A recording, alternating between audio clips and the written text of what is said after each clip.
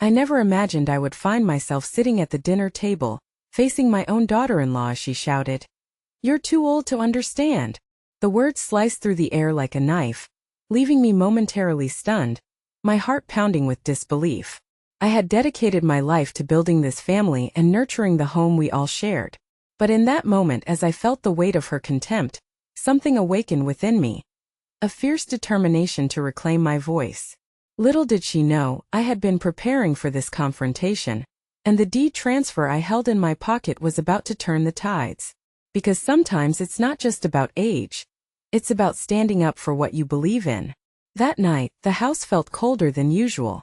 The air was thick with tension, and I hadn't expected the silence between us to shatter so abruptly. It all happened during dinner, when Melissa snapped at me, her voice sharp and unforgiving. "You're too old to understand," she shouted, eyes blazing with impatience. The words hit me harder than I wanted to admit. I sat frozen for a moment, the fork halfway to my mouth, stunned by the sheer cruelty behind her dismissal. Melissa, my daughter-in-law, had always been a challenge, but this was something else entirely. To be told so bluntly that because of my age my thoughts and opinions were irrelevant, it stung in a way I hadn't anticipated. I glanced at Mark, my son, but he looked away, unwilling to intervene. The room was filled with an uneasy silence, broken only by the clinking of silverware and the low hum of the refrigerator. I could have reacted with anger, maybe stormed out or raised my voice in defense. But instead I took a deep breath and leaned forward, carefully placing my hand on the table. I wanted to show her that age did not equal ignorance or weakness. I wanted to prove that, despite her harsh words, I was still here, and still in control of my life. Without a word, I reached into my jacket pocket and pulled out a thick envelope. The paper inside was crisp, official, the kind of paperwork you'd expect to see in a lawyer's office. Melissa's eyes narrowed suspiciously, clearly expecting something petty or insignificant. But I calmly slid the deed transfer document across the table, watching her expression shift from skepticism to shock. "This is the deed to the family property," I said quietly, my voice steady and unwavering. "It's now legally in my name." The room seemed to freeze. Melissa's mouth opened slightly, as if she wanted to say something but couldn't find the words. Mark's eyes darted between us, his discomfort growing by the second. I held her gaze, refusing to back down or show any sign of weakness. For months I had been quietly preparing for this moment. It wasn't about spite or revenge, it was about respect. Respect for myself, for the years I'd put into building this family, and for the home that had been in our family for generations. Melissa's dismissiveness wasn't just hurtful, it was an affront to everything I stood for. As she sat there, stunned and speechless, I thought back to the moments that had led us here. Melissa hadn't always been like this. When she first married Mark, she was polite, even warm toward me. But over time the warmth faded, replaced by a subtle coldness that crept into every interaction.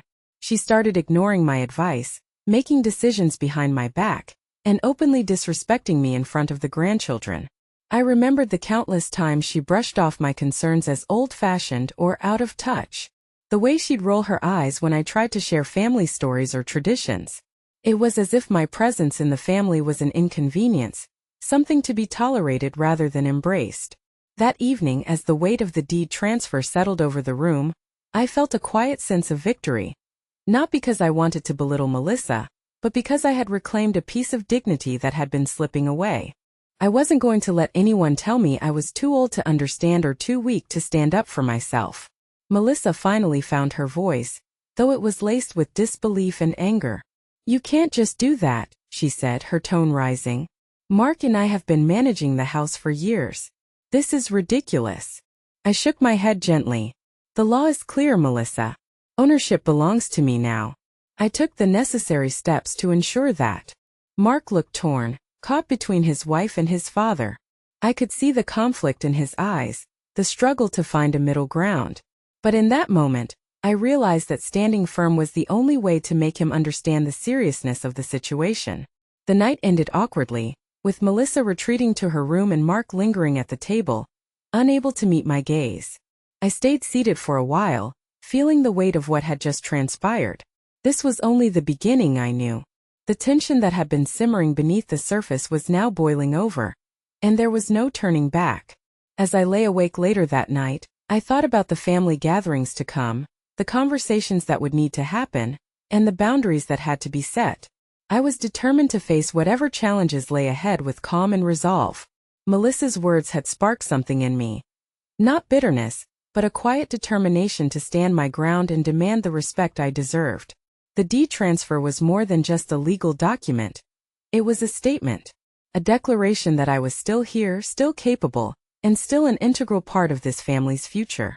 I wasn't going to let anyone, not even my own daughter-in-law, diminish my worth or my voice. In the days that followed, I noticed the subtle shifts in the household. Melissa was quieter than usual, her usual sharp remarks replaced by cautious glances and forced smiles. Mark seemed more withdrawn, perhaps grappling with the reality of the changing family dynamics. And I felt a renewed sense of purpose, ready to navigate the storm that was sure to come. I knew that proving Melissa wrong wouldn't be easy. She was clever and stubborn, and she had Mark's loyalty on her side. But I also knew that age didn't mean ignorance, and that experience carried its own kind of strength. I was ready to show them both that I understood far more than they gave me credit for. The next family gathering would be telling. I planned to attend with my head held high, armed not just with the deed, but with the quiet confidence that comes from standing up for oneself. Melissa's outburst had been the spark, but I was the one who controlled the fire now. And as I prepared for what was to come, I felt a strange kind of peace settle over me. The battle lines were drawn, but I was no longer afraid. I was ready to face the challenge, to protect what was mine, and to prove that being too old to understand was a lie I was determined to disprove. In the quiet moments after that tense dinner, I found myself reflecting on the long, slow unraveling of my relationship with Melissa. When she first married Mark, I welcomed her with open arms. She was bright, energetic, and seemed genuinely interested in becoming part of our family. Back then, I believed she would be a good partner to my son and a loving mother to our grandchildren. But it didn't take long for the cracks to appear. At first, they were subtle, little dismissive comments, ignoring my suggestions, the occasional eye roll when I voiced my opinion. I chalked it up to the natural friction that comes with blending families. I told myself to be patient, to give her time to adjust. After all, marriage and family dynamics are complicated, especially when generations collide. Yet, as months turned into years, the subtle disrespect became harder to ignore. Melissa began to assert herself in ways that felt less about partnership and more about control. She sidelined me in family discussions, often excluding me from decisions about the house, the home I had built and maintained for decades. When I offered advice, it was met with condescension or outright dismissal. It was as if my experience held no value in her eyes. One particular memory stood out to me, a family barbecue last summer that still stung. Mark and Melissa had invited a few friends over, and I tried to help by offering to organize the seating and food arrangements, something I'd done countless times before. Melissa brushed me off, saying, "Dad, just relax and enjoy yourself. We've got this covered." The tone was patronizing, as if I were a child instead of the patriarch. That evening, she made a point of gathering everyone around the table and announcing plans to renovate the kitchen, excluding me from the conversation entirely. I asked if I could contribute ideas, but she waved me off, saying, "You wouldn't understand the modern designs we want." The words echoed the same sentiment she had later voiced during dinner. "You're too old to understand." It wasn't just the disrespect that bothered me. It was the way she undermined my relationship with Mark. Over time, I noticed how Mark began to distance himself during family matters, often siding with Melissa or avoiding confrontations altogether. I feared our bond was weakening under the strain of her influence. The finances were another battleground. Melissa insisted on managing the household accounts and investments, often excluding me from discussions. I was told I was too out of touch to handle the bills or understand the complexities of the mortgage and taxes. Watching her take control without consulting me felt like watching the house I'd built slip through my fingers. I knew I couldn't let this continue. It wasn't just about money or property. It was about preserving my dignity and my place in the family. Quietly, I reached out to a lawyer I trusted, someone who had helped me with estate planning years ago. I explained the situation without revealing too much, just enough to get the legal protections I needed. The lawyer advised me on the best course of action. We reviewed the property documents, confirming that the deed was still in my name. Although Melissa and Mark had been managing the house, they didn't hold legal ownership. This gave me leverage, but it also meant I had to act decisively to assert my rights. Over several months, I worked behind the scenes to prepare the deed transfer, making sure every form was filled correctly, every signature notarized. It was a careful process, one that required patience and discretion. I didn't want to ignite a family war, but I also couldn't allow myself to be pushed aside any longer. In the silence of my study, I often thought about the family I wanted to preserve, the respect and love I hoped to rebuild. I wasn't interested in conflict for its own sake. What I wanted was acknowledgement, a seat at the table where decisions were made, and recognition that I still mattered. I remembered how my own father had handled similar challenges when I was younger. He had faced his share of dismissals and misunderstandings, but he never let go of his principles or his voice. I wanted to honor that legacy by standing firm in the face of disregard. One evening, as I reviewed the documents once more, I thought about the upcoming family gatherings. I knew Melissa would try to maintain control to keep me sidelined, but armed with the legal proof of ownership, I felt ready to meet her head-on, not with anger but with quiet confidence. I thought about Mark too, my son caught in the middle. I hoped he would see past the tension and understand the reasons behind my actions. I wanted to rebuild our relationship on trust and respect, but I knew it would take time and effort. In the weeks that followed, I noticed a change in Melissa's behavior. She seemed more guarded, less willing to dismiss me outright. Perhaps she sensed the shift in power or simply realized I was no longer willing to be overlooked. Whatever the reason, the atmosphere at home grew more tense but also more cautious. Mark, too, began to speak with me more often, though his words were tinged with uncertainty. He hadn't yet taken sides, but I sensed he was watching closely, weighing his loyalties. I made a point to listen to him, to understand his perspective without judgment. I wanted to keep the lines of communication open, even as the undercurrents of conflict swirled beneath the surface. Throughout it all, I reminded myself to stay calm and measured. There was no benefit in reacting impulsively or letting anger dictate my actions. If anything, this was a test of patience and resilience, a challenge to prove that age brought wisdom, not weakness. I also reached out to a few close friends, seeking their advice and support. Their encouragement helped me stay grounded, reminding me that standing up for oneself was never a sign of bitterness but of self-respect. One afternoon, as I sat in my study, I thought about the future. The house was more than bricks and mortar. It was a symbol of family history, a gathering place for generations. I wanted to protect that legacy, not just for myself but for my grandchildren, who deserved to grow up in a home filled with love and respect. I realized that this was more than a legal battle or a family dispute. It was about setting boundaries and creating a foundation for healthier relationships. If Melissa could learn to see me as an equal, not an obstacle, perhaps we could move forward together. I resolved to approach the next family gathering with a renewed sense of purpose. I would speak calmly, present the facts, and make it clear that my role in the family was not up for debate. It was time to reclaim my place, not with confrontation but with quiet strength. As the days passed, I prepared myself mentally for the challenges ahead. I reviewed the deed documents, practiced what I might say, and reminded myself that respect was something earned, not demanded. I hoped that, in time, Melissa would come to understand that I was not the enemy, but a father and grandfather who simply wanted to be heard. The tension in the house remained palpable, but I no longer felt powerless. I had taken the necessary steps to protect what was mine and to assert my dignity. The path forward would not be easy, but I was ready to walk it with patience and determination. In the end, I knew that proving my worth would be less about legal papers and more about the way I carried myself. Age might bring limitations, but it also brought experience and resilience. I intended to show Melissa and everyone else that I was still very much in the game. The day of the family gathering arrived with a gray, overcast sky that seemed to mirror the tension I felt inside. I had spent the morning preparing myself, reviewing the deed transfer documents one last time, rehearsing the words I would say, and steeling my nerves for the confrontation I knew was inevitable. This wasn't about creating a scene. It was about reclaiming the respect that had been slowly eroded over the years.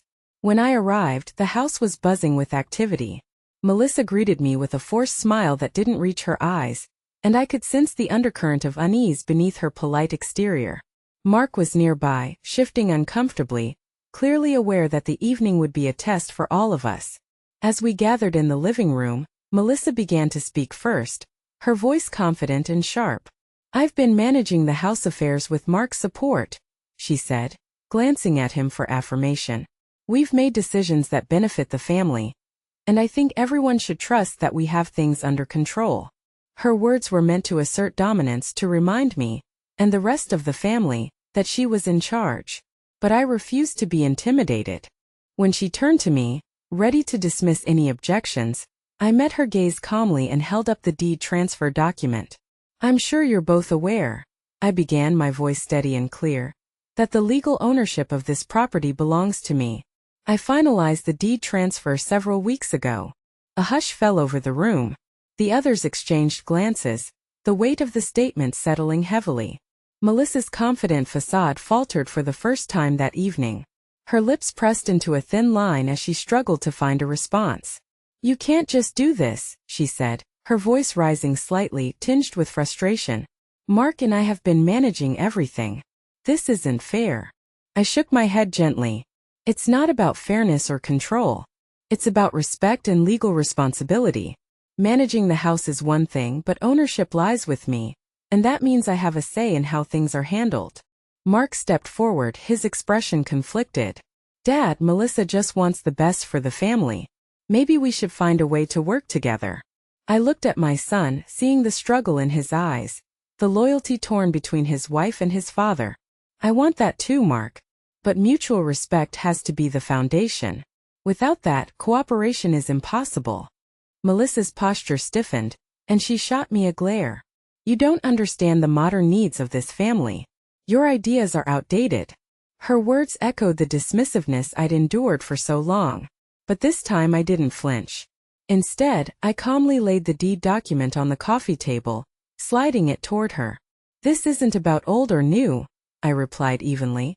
"It's about recognizing boundaries and honoring the agreements in place. I'm not here to fight, but I won't be sidelined." The room remained silent for a moment, the tension thick enough to cut with a knife. Family members shifted uncomfortably, sensing the gravity of the moment. For years, they had witnessed the growing divide but rarely addressed it openly. Finally, my granddaughter, Emily, who had been quietly watching from the corner, spoke up. "Grandpa, I want you to be part of our family, not just someone who lives in the house." Her innocent words struck a chord. I smiled softly at her. "Thank you, Emily. That means a lot." Turning back to Melissa, I continued. "We all want what's best for this family, but that means listening to one another, even when it's difficult. Dismissing someone because of their age or experience only weakens us." Melissa's expression softened slightly, though she remained guarded. "I suppose I've been focused on the future, trying to modernize things. Maybe I didn't consider how that felt to you." I nodded. "I appreciate that. And I'm willing to work with you, as long as there's respect and transparency." Mark exhaled, the tension visibly easing from his shoulders. "Maybe we should put together a plan. One that includes everyone's input." The room began to warm as the conversation shifted from confrontation to collaboration. It wasn't perfect, but it was a start. Later, as the gathering continued, I found myself talking with Mark privately. "I don't want Melissa and I to be at odds," I said quietly. "But I need your support in making sure the family respects the boundaries we've set." Mark looked at me earnestly. "I'm sorry it got this far, Dad. I'll try to do better." We shook hands, an unspoken agreement forming between us. That evening marked a turning point. Melissa still had her moments of resistance, but the foundation for change had been laid. I felt a cautious hope that with time we could rebuild the family ties that had frayed. I knew the road ahead wouldn't be easy. The wounds were still fresh, and old habits die hard. But I was no longer willing to be dismissed or overlooked. I had shown them that I understood far more than they gave me credit for, and I was ready to stand firm. As I left the house that night, the deed safely tucked away in my briefcase, I felt a quiet sense of accomplishment. The battle wasn't over, but the first decisive move had been made, and I was prepared to see it through. In the days that followed the family gathering, the atmosphere at home began to shift, though not without its struggles. Melissa's usual arrogance softened, replaced by a cautious approach that suggested she was reconsidering her previous stance. I noticed the subtle changes. Fewer dismissive remarks, more willingness to listen, and a surprising effort to include me in conversations about the house. One afternoon, as I was tending to the garden, Melissa approached quietly. "I've been thinking," she said, hesitating slightly, "about what you said during the gathering. Maybe I was too quick to dismiss your perspective." Her tone surprised me. It wasn't an apology, but it was a start. I nodded, encouraging her to continue. "I realize that managing the house isn't just about modernizing or making decisions on my own," she admitted. "It's about honoring the history and the people who built it." I smiled softly. "I appreciate that, Melissa. That means a lot." Meanwhile, Mark found himself confronting the reality of the situation more directly. The tension between his wife and his father had forced him to reevaluate his own role. No longer could he avoid uncomfortable conversations or choose sides without considering the consequences. One evening, he sat down beside me in the living room. "Dad, I've been thinking a lot," he began, his voice earnest. "I realize I haven't been as supportive as I should be. I want to help bridge the gap between you and Melissa." His admission was a relief. I placed a hand on his shoulder. "Thank you, Mark. That means more than you know."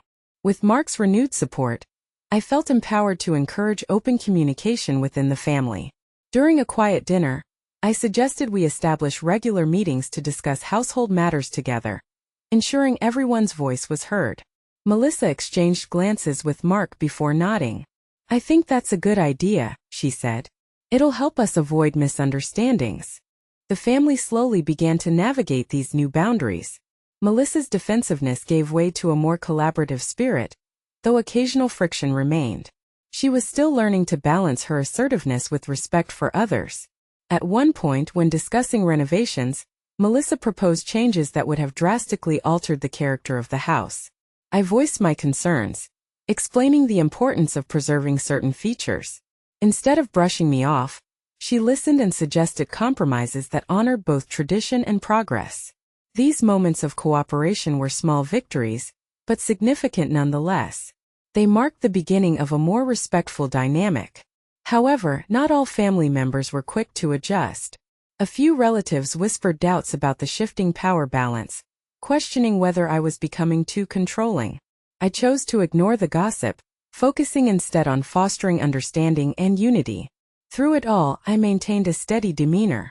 I refused to let frustration or resentment cloud my judgment. Instead, I concentrated on rebuilding relationships with patience and empathy. I also made an effort to connect with Melissa outside of family disputes. One afternoon, I invited her to join me for coffee in the garden. We talked about our shared love for the grandchildren, our hopes for the future, and the challenges we faced. To my surprise, Melissa opened up about her fears and insecurities, how she sometimes felt overwhelmed by the responsibility of managing the household and living up to expectations. I listened without judgment, offering support rather than criticism. That conversation marked a turning point. It humanized our relationship and laid the groundwork for mutual understanding. As the weeks passed, the family gatherings grew less tense. There was laughter again, shared stories, and moments of genuine connection. While old wounds hadn't fully healed, the cracks were beginning to mend. One evening, as I sat by the fireplace, Mark joined me with a thoughtful expression. "Dad, I think we're on the right path," he said. "Melissa's making an effort, and so are you. Maybe this will bring us closer." I nodded, feeling a warmth that had been missing for too long. "It's a start, Mark. And sometimes that's all we need." I knew the journey ahead would still have challenges, but I was confident that with respect and open communication, the family could find its way back to harmony. In the quiet moments, I reflected on the lessons learned. Standing up for myself hadn't been easy, but it was necessary. By asserting my rights calmly and firmly, I had set a precedent that age did not diminish wisdom or value. Most importantly, I had opened the door for healing, not just in the family but within myself. The road was still unfolding, but with each step, I moved closer to the unity and respect I had long hoped for. With the deed transfer finalized and the family dynamics beginning to settle, I found myself gradually rebuilding my relationship with Mark and the rest of the family. The tension that had once filled our home was slowly replaced by a cautious but genuine respect. It wasn't an instant transformation, far from it, but the progress was undeniable. Mark, who had once been hesitant and caught in the middle, started to engage more openly. We began having regular conversations, sometimes about the house, sometimes about the grandchildren, and often about life itself.